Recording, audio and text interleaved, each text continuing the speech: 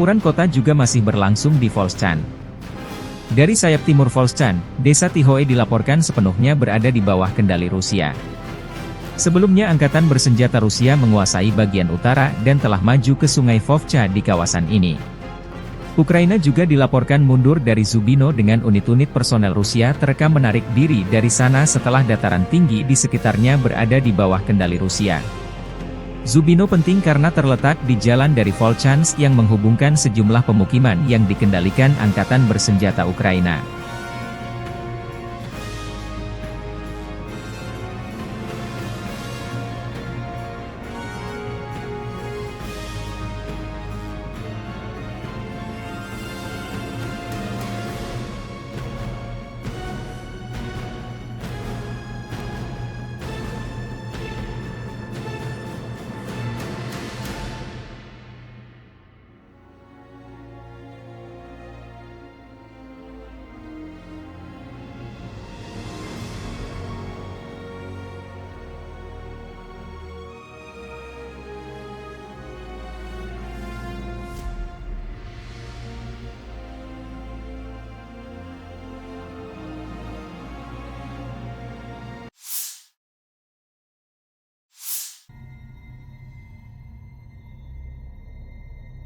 Versi kubu Ukraina, Presiden Volodymyr Zelensky mengatakan pada 18 Mei bahwa pasukan Ukraina memukul mundur serangan Rusia di Kharkiv.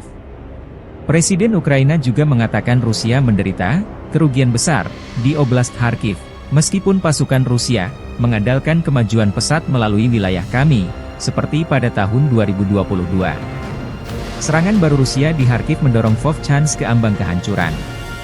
Presiden Rusia Vladimir Putin mengklaim pada 17 Mei bahwa Rusia tidak memiliki rencana untuk merebut Kharkiv mulai hari ini, dan menyerang Oblast Kharkiv untuk menciptakan apa yang disebut zona penyangga di oblast tersebut untuk mencegah penembakan di Belgorod, Rusia. Kremlin telah membuat klaim serupa di masa lalu mengenai niatnya, yaitu ketika berulang kali menyatakan dalam beberapa bulan, minggu, dan bahkan hari sebelum peluncuran invasi skala penuh ke Ukraina bahwa pihaknya tidak berencana untuk menginvasi Ukraina. Rusia telah kehilangan 491.080 tentara di Ukraina sejak awal invasi besar-besaran pada 24 Februari 2022, demikian laporan Staf Umum Angkatan Bersenjata Ukraina pada 18 Mei. Jumlah ini termasuk 1.210 korban jiwa dari pihak Rusia dalam sehari terakhir.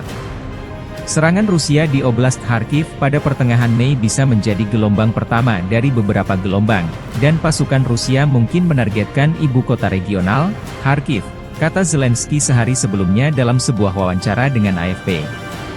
Hasilnya, pasukan Rusia berhasil maju sejauh 10 km, 6 mil. Kepala Intelijen Militer Ukraina, Kirilo Budanov, menyatakan pada 14 Mei bahwa pasukan Rusia mungkin melancarkan serangan serupa di Oblast Sumy ketika kondisinya lebih mendukung.